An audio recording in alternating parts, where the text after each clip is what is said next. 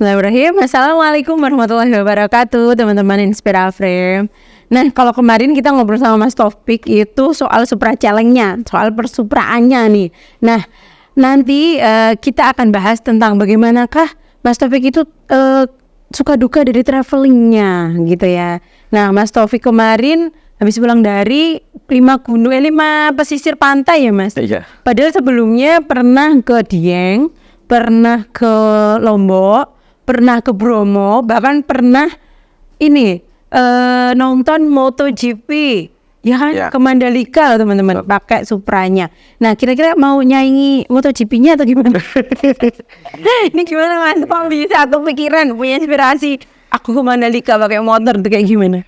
Jadi saya ke Mandalika tahun 2023 pakai Supra Challenge ya. Jadi singkat cerita, saya terinspirasi pada tahun 2022 itu gelaran MotoGP pertama di Mandalika. Saya berangkat sama teman saya itu pengusaha ternak dari Wonosobo. Kita naik pesawat dari Surabaya ke Lombok ya. Jadi waktu itu masih rotok repot naik pesawat, mesti dicek vaksinnya apa. Iya. Saya juga pakai teknik ngeblas saja, model cuek biar nggak dites, pokoknya ngotot aja. Padahal vaksinnya baru 2 kali. Oh iya, Gitu. betul banget. Nah itu naik pesawat sampai Mandalika. Di sana saya ketemu sama 3 motor, itu Mio J boncengan, pasangan ya. Kemudian 1 Vespa Matic, kemudian satunya kalau nggak salah motornya apa ya itu? Matic juga Vario kali ya. Itu plat AA. Oh, Ketemu di parkiran. Ya. Ketemu di parkiran. Iya, ketemu di Dari parkiran. orang Kita mau berangkat. Pak, dari mana berangkat? Dari Jawa, Mas. Jawanya mana? Magelang. Oh, tenare. Iya, betul, iya. Itu Mandalika, gelaran kita nonton itu di hari Minggu. Saya karena ketemu di parkiran motor, saya naik motornya cuma dari Mataram aja. Itu ketemu plat AA itu, dan di sana ternyata banyak ribuan motor itu pada touring ke sana. Oh, saya kira ke sana itu hanya wisatawan yang boys gitu, ternyata banyak rider-rider. Karena saya senang sampai parkiran. Nah, saya tanya itu, dari mana Mas? Magelang itu. Sampai Magelang itu dia cerita kalau, oh saya juga Magelang Mas. Oh iya, kenalan. Iya, Magelangnya mana gitu-gitu. Ternyata kakak kelas SMA. Iya, itu satu. Ya, SMA itu teman jauh. Nah, dia motoran sudah 5 hari perjalanan sampai ke Mandalika. Nah, saya lihat update-nya, asik ini kayaknya. Akhirnya saya tertantang di tahun 2023 untuk ke sana pakai motor gitu. Dan itu sendiri. Itu saya berangkatnya kalau ke Mandalika waktu itu sama Pak RT teman saya, dia ya, itu memang Pak RT di Modinan sini belakang 403 Demak Ijo. Itu memang Pak RT beneran itu. Itu usianya sudah berapa ya? 71 sampai sekarang itu. Luar biasa. 50 ya. 53 tahun itu pakai motor KRX itu. Pakai motor KRX, jadi barang, dan dia baru memutuskan mau ikut saya 2 hari sebelum keberangkatan ke Mandalika. Sudah datang, saya tolong tiba-tiba gitu. Ya. Saya waktu itu beli tiket ke Mandalika, saya udah nggak kebagian yang namanya ekonomi tidur karena naik kapal Kirana 7 dari Surabaya ke Lombok. Seminggu setelahnya saya bookingin Pak RT malah dapat itu ekonomi tidur gitu. Terus. Nah, kita berjalan sampai Lombok. Itu Oktober ya.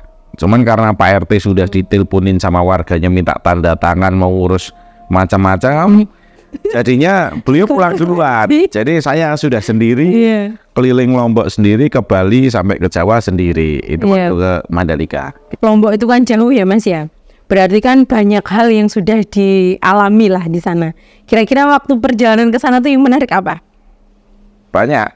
Apa Mas? Misal apa di tengah gurun, di tengah itu kan apa sabana kalau di sana itu bocor atau gimana, itu pernah nggak kayak gitu? Saya berangkat terus terang terlalu sore. Jadi sore. Berangkat dari Jogja ya, jam 6.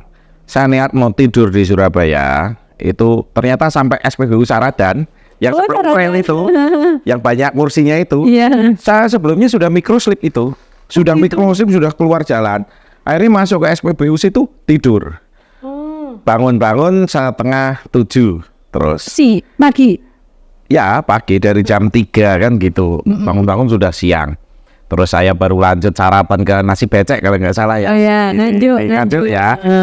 Baru itu sampai Surabaya dan itu pertama kalinya saya naik kapal itu yang dalam waktu 22 jam. 22 Ya. jam. Kapal itu jadwal jam 9. Itu kapal dari mana, Mas? Dari Surabaya Tanjung Perak ke Pelabuhan Lembar. Oh. Jadi kita naik kapal supaya hemat waktu, hemat tenaga, sama hemat BBM juga. Jadi kapalnya itu harganya untuk motornya 320-an ribu, untuk per orangnya 170.000 dapat makan 2 kali. Nah, kalau di YouTube saya sudah ada itu kapalnya seperti apa. Jadi Oh, ada YouTube-nya berarti ya, Suprajaleng. ada. Nah, di bawah nanti ya Mas ya, Suprajaleng Di YouTube, TikTok, sama Instagram, Facebook sama semuanya namanya. Nah itu pertama kalinya saya naik kapal di situ. Nah, tapi itu nyenengin naik kapal. Jadi pertama kali? Ya pertama kali 22 jam. 22 jam di dalam kapal. Iya. Jadi di sana yo bingung ya, makanya ngapain yo, tidur mainan HP, cuman kapalnya bagus ya itu. Gede banget, di atas ada playgroundnya, dan kalau momen sunrise sama sunset rame rame di situ. Nah, itu setelah sampai Lombok itu karena kapal itu berangkat seharusnya jam 9, datang baru jam 1 malam.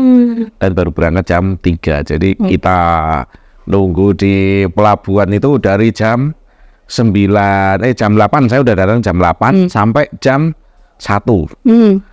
Jadi 5 jam saya nungguin di pelabuhan. Jadi kalau kita mau riding, mau naik kapal, kita harus jadi orang yang sabar. Jadi jangan kayak orang naik pesawat nanti baru 3 jam sudah komplit, ini delay, minta kompensasi apa. Ya kalau kita naik kapal harus sabar, karena kan kita nggak tahu cuaca dan ombaknya seperti apa di laut, loadingnya juga seperti apa kan. Oke, terus yang momen yang paling diingat gitu, misal ketemu siapa gitu Mas di sana? Alhamdulillah saya kemarin tertolong sama komunitas saya yang di sebelah di KKCI itu. Jadi yang mobil ya? Yang dulu yang Kijang. Jadi setiap kota itu ada. Jadi kalau saya tahu ada yang touring itu sudah biasanya WA, mampir makan, gitu ya? tidur sini. Jadi bahasanya portal ya. Tapi saya selalu dalam tema riding, saya pasti riding dan silaturahmi. Itu pasti ada. Style saya begitu, karena saya dasarnya orangnya introvert. Jadi ekstro. Sorry. Ekstrovert. Introvertnya ngene iki terjadi. Iya, ekstrovert. Kuali. Ngobrol gitu. Jadi begitu. Saya suka yang namanya silaturahmi, ngobrol, karena kita bisa mendapatkan energi baru dan energi positif dari ketemu sama orang baru. Saya di Lombok ketemu sama Pak Kades itu, beliau memfasilitasi saya. Di Pak Kades Rembitan itu yang menyediakan tiket saya tidak boleh beli. Luar biasa. Tapi nggak saudara ya padahal ya. Baru ketemu di sana itu. Nggak, di Surabaya pun saya juga sebenarnya nggak boleh buru-buru pergi sama Om Yuda. Tinggal aja motornya, nanti berangkat ke Lombok, besok naik pesawat, motornya tinggal lopi. Saya murah itu melakukan konten ini jodoh pesawat. Udah bisa harus berangkat dari itu. Banyak teman-teman baik yang di jalan sampai di Madiun, di Karanganyar, kita sudah ada posnya, nanti makan di sini, makan di, alhamdulillah yang gitu. Jadi saya nggak bisa narjet riding itu nanti 4 jam kan kayak gitu. Malah fleksibelnya di sana ya. Sampai Lombok itu, setelah itu terus nonton MotoGP di sana kan. 3 hari, 2 hari Sabtu Minggu. Terus tidurnya selalu di mana-mana gitu atau tempat ke kerabat. Hotel juga atau kemana? Hotel saya hanya beberapa kali aja. Oh, yang lain kerabat ya? Ya, yang lainnya kerabat sudah diminta nginep ke sini aja gitu. Oke lah kalau gitu. Selama masih ada yang nawarin juga enggak masalah kan. Iya, gitu. benar. Kalau enggak ada, saya biasanya cari hotel sendiri kan, baik apa seperti di jalan kan biasa, enggak masalah kan gitu. Setelah nonton MotoGP itu Pak RT pulang, kemudian saya sendiri Lombok, Bali sampai Jogja. Di Lombok itu 2 hari sudah selesai saya puteri. Muter semua? Ya, pantai-pantai yang bagus-bagus itu? Ya enggak, cuman jalan aja. Tapi enggak semua pantai terus mampir-mampir. Dan di sana mayoritas gratis di Lombok itu pantai dan Gitu ya, udah bagus-bagus banget. ya airnya bening itu kayak yang di sana, dan di sana sepi. Yang ini kan yang apa namanya ombaknya kecil-kecil, Ya pasir betul. putih itu. Yang ke Pantai Pink itu di Lombok itu saya cuma sendirian di situ, nggak ada portalan, ditemenin anjing yuk ganti baju yuk biasa. Saya lemas semuanya, nggak ada siapa-siapa yuk wes mandi di situ. Oh. Baru nanti jalan pakai motor cari yang buat ganti. Iya. Gitu. Terus kulineran juga ya Mas berarti ya? Kulineran Lombok iya. Iya kan harus. Ya. Jadi kan udah lewat mana aja tuh dari Jogja, Madi. Lombok itu kayaknya Balapuyung. Itu juga nyobain juga ya. Kalau asli kan dari Praia. Itu pedes banget. Jadi orang Lombok itu sebenarnya sukanya yang pedes-pedes. Oh, Di sana iya. bener masakannya pedes-pedes semuanya. Kalau orang kita kan omongannya yang pedes ya Mas. Oh sana itu orangnya baik-baik loh. Iya, orangnya kan kalau ngomong kayak apa adanya gitu kan. Kalau ketemu orang Lombok baru masuk counter itu suruh duduk, bikinkan kopi, kasih makan gitu. Iya, Iya, biasa. ketemu orang baik di. Tapi dukanya Mas kan mesti ada tuh dukanya. Kalau ke sana ada dukanya enggak? Dukanya kadang pulang kemalaman, riding kemalaman, terus sepi banget, banyak kera kalau di Lombok. Terus Kera. ya Masih banyak kera. banyak kera di Oh, sana. kayak di Bali yang di arah sangat Sembalu, gitu ya. Jadi saya khawatirnya ketika nanti riding, ternyata Keranya nanti turun. keranya naik ke motor, kejar naik motor. Kan bingung kalau kera motor terus gini, peluk dari belakang atau Emang gini. gede? Nah, Gede-gede bagaimana gitu? mitigasinya? Oh, gede. Banyak banget, banyak yang gede-gede dan liar itu kelaparan semuanya. Jadi kan bingung, nanti kita mau jatuhin motor lari atau kita berantem sama kera sampai kawanannya datang, kan kita nggak tahu, karena sepi nggak ada orang siapa-siapa. Jadi kalau saya riding di tempat-tempat kayak gitu, biasanya kenceng bus gitu. Terus tahunya di situ ada kerapi ya Mas? Lah kan di pinggir-pinggiran itu. Oh, udah kelihatan dari awal. Itu di pinggir-pinggiran, Oh, pinggiran Jawa. Saya kalau dikali orang itu kayak sembunyi kalau ada orang Udah itu. kelihatan, betul kelihatan. Waktu di Pantai Pink itu juga mendekat ke motor, ngambil makanan juga langsung pergi gitu. Oh gitu ya, kelaparan banget. Ya, terus kalau riding sendiri repotnya nggak ada yang motretin. Nah itu pertanyaannya, kenapa harus sendiri nggak boncengin Yaya? Karena ada suatu kendala, jadi istri juga ada tugas, jadi anak-anak juga sekolah, jadi saya Ini banyak yang tanya kan Mas, kok dewean Mas mesti ya ngeluar. karena saya anaknya dua, jadi sudah beristri, anaknya dua sekolah semuanya, dan alasan saya solo riding itu karena mereka nggak bisa diajak. Kalau diajak pakai satu motor pun pakai motor Iya, apa kan, mungkin gitu. juga. Sama istri juga nggak bisa. Jadi ketahuan loh Mas. Nggak apa-apa. Kok malah ngomong anak loro bocah. Itu jadi kalau riding itu saya sendiri, karena kalau berdua masih enak. Kalau nanti berlima, kita kadang yang kerepotan berlima karena maunya 5 kepala kan gitu. Apalagi 10 orang, yang ngantuk lah, yang mau makan, yang mau Iya benar buker. sih. Ya tetap ada senangnya kalau riding bareng-bareng kan gitu. Cuman kalau saya untuk jauh, saya masih menikmati solo riding. Sendiri gitu. Ya kemana-mana itu ya repotnya itu nggak ada yang motretin, terus celila-celili. Iya. Ya orang ekstrovert tapi di jalan sendiri. Jadi kan gitu. Jadi terlalu banyak ngalamunnya Oh iya. di situ ya, ngopi ngalamun kan gitu. Tapi saya malah dengan sendirian saya sering berinteraksi dengan Jadi malah ngobrol kemana-mana. orang-orang lokal kan gitu ya. Itu kemarin juga di Bali motornya trouble juga pernah. Trouble cuma karbunya, bagian karbunya Oh, iya. nggak trouble, bocor belum pernah nemuin sama sekali. Bocor Sama sekali selama ini. nggak pernah. Luar Nggak pernah. biasa. Nemuin bocor atau mesin mogok nggak pernah. Oh, karena emang tadi perawatannya emang rumit dan mahal banget juga. Jadi, Jarang dipakai gitu kan. oke, Ya. kalau dari sekian banyak tempat ada di Lombok, Bromo dan sebagainya, yang paling menantang itu mana untuk jalurnya? Kalau dari jalur yang disebutkan sebenarnya saya masih kategori pemula ya untuk orang touring. Jadi kalau di orang-orang komunitas touring di Facebook itu yang senior-senior sudah sampai Sumbawa, sudah sampai Maluku, sampai 0 km, sampai Thailand, sampai Iya, iya. Mekah. Kalau saya kategorinya masih gas tipis gitu. Kalau Lombok. kalau itu kan gitu. Kalau di teman-teman touring ada Mas Priyo Handoko itu yang pakai CB dari Tempuran, Magelang sampai Nepal. Oh, yang itu. Ya, bukan Nepal Van Java loh, Nepal kayak tenanan gitu. Nepal kali angker. Itu kan. Angker. Kalau saya masih sendiri, jadi yang paling mengesankan di Bromo saya berkesan sama, jadi ngobrol sama Cak Nono waktu itu ada di Bromo itu. Kalau dipesan nih, kalau bisa jangan sampai lah dapat jodoh orang Bromo karena nanti repot, biaya kawinannya mahal. Oke. Kemudian sampai Lombok kita ngobrol sampai jam 2:30 pagi sama Pak Kades, Pak Rona itu. Itu Pak Rona dengan istri saya 2, ini rumahnya ini satu dan akur semua loh. Gitu.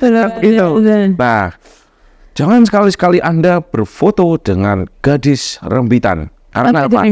Ya itu namanya desa. Oh, desanya. Rembitan. Karena kalau berfoto dengan gadis rembitan kemudian kami ada yang tahu, wajib saya nikahkan. Serius? Ya, itu hukum adatnya sana. Gitu. Kalau enggak nanti bisa dibunuh dan lain-lain. Kalau enggak mematuhi adat gitu. Sepulang dari Mandalika saya foto sama SPG itu, wah cantik-cantik. Iya, wah, di sana. Samanya Pak Kades, ini gadis Mandalika bukan? Kalau iya, saya dinikahin kan ini kan. Bukan, di sini tidak ada yang jadi kerja di promotion gitu. Gitu. Kita banyak cerita lucu di Bali pun. Saya juga banyak ngobrol dengan Om Deddy, jadi memahami Bali dengan gitu ya. interaksi, bukan dengan persepsi. Karena kita kan seringkali lihat di media, Bali persepsinya seperti ini. Ternyata enggak. Kalau kita setelah interaksi bagaimana orang-orang Bali menjalani kehidupan di sana, dan di sana dalam 1 tahun itu ada puluhan hari raya. Iya sih. Ya. Faktanya kalau di Lombok sama di Bali banyak sekali orang-orang Bali itu Indo Bali, karyawannya bukan orang Indo Bali, karyawannya orang Jawa. Oh ya, orang Jawa itu ada karyawan. Iya. Karena apa? Kalau hari raya biar tidak tutup tokonya. Karena kalau karyawannya orang Bali, Indo Bali juga itu tutup. Ya misalkan hari raya lainnya kan mereka sering kali sembayangan, makanya banyak karyawannya orang Jawa, orang lokal kan begitu.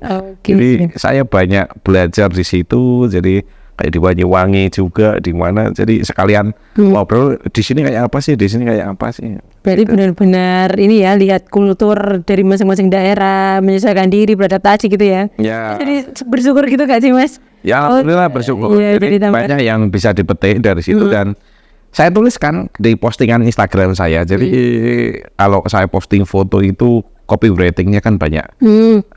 Tapi saya nggak terlalu mengandalkan visual. Jadi itu saya sering tuliskan dalam caption itu dalam panjang ini ceritanya seperti apa.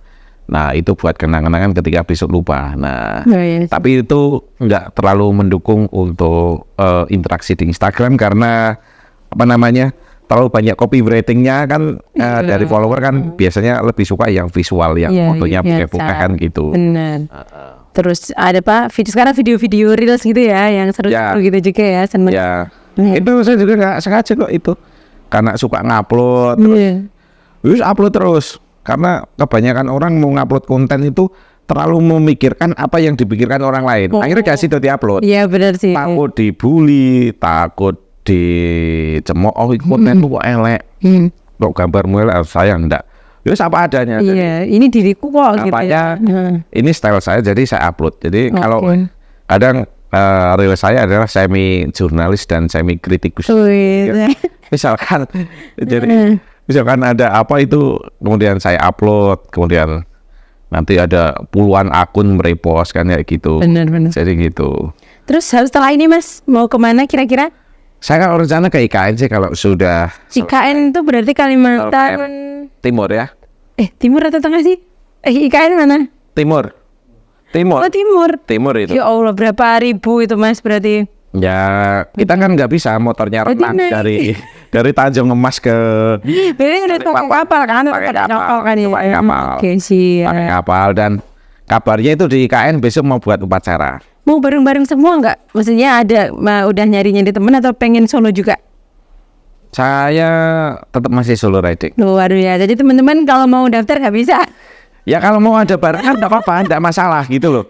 Saya ngumumin kalau mau ikut boleh. Oh, Saya enggak maksa. Oh Saya iya. enggak maksa. Tolong dong temenin aku enggak. Iya. Tapi kalau saya kasih pengumuman nanti ada yang mau ikut barengan, Boleh. Itu bareng. kapan berarti Mas? Rencana Agustus sih. Insya Allah aku sebenarnya Rencana ini lagi Agustus, jadi- lagi olahraga nih, Mbak. Iya biar ini kan siap secara fisik dan mental. Ya, kan. ya. Sama uangnya juga. Ya betul. Bismillah kan gitu. Iya banyak endorse ini.